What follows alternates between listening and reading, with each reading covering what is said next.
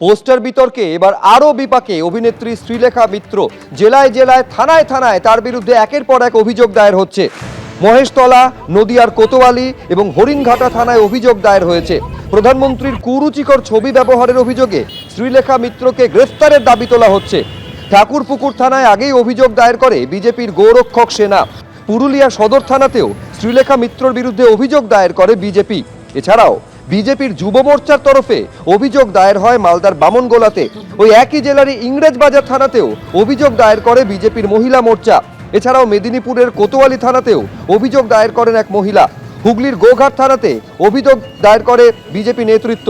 আপনারা জানেন যে প্রথম দুটি অভিযোগ দায়ের হয়েছিল কলকাতার আনন্দপুর থানা এবং বিধাননগর সাইবার ক্রাইম থানা, আর তারপর থেকে জেলায় জেলায় থানায় থানায় শ্রীলেখা মিত্রর বিরুদ্ধে অভিযোগ দায়ের হচ্ছে, গ্রেফতারির দাবি উঠছে।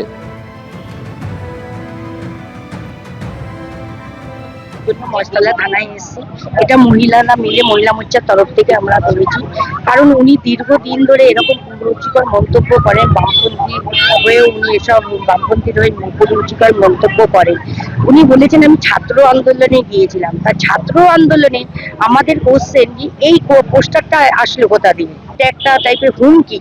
ভারত স্বাধীন হয়ে গেছিল 1947 সালে, উনি আবার বলছেন আমরা স্বাধীন হইনি, আমরা পরাধীন। কোথায় উনি পরাধীন?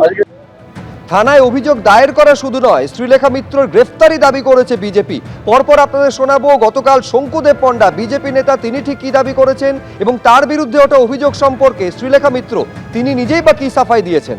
দেখুন।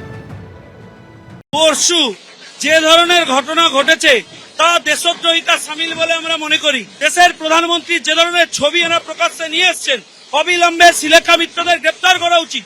চশমা ছাড়া গেছিলাম সানগ্লাস পরে, মোদিজির এরকম একটা ছবি, ওটা দেখে মজা লেগেছে।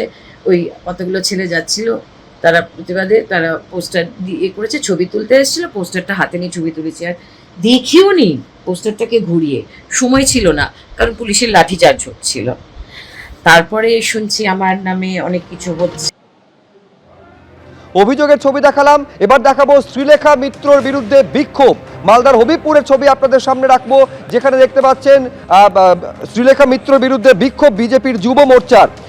বিক্ষোভের পর হবিবপুর থানায় শ্রীলেখার বিরুদ্ধে অভিযোগ দায়ের হয়েছে। মহেশতলা, নদিয়ার কোতোয়ালি, হরিণঘাটা থানাতে অভিযোগ দায়ের হয়েছে। এবিপি আনন্দ, এগিয়ে থাকে, এগিয়ে রাখে।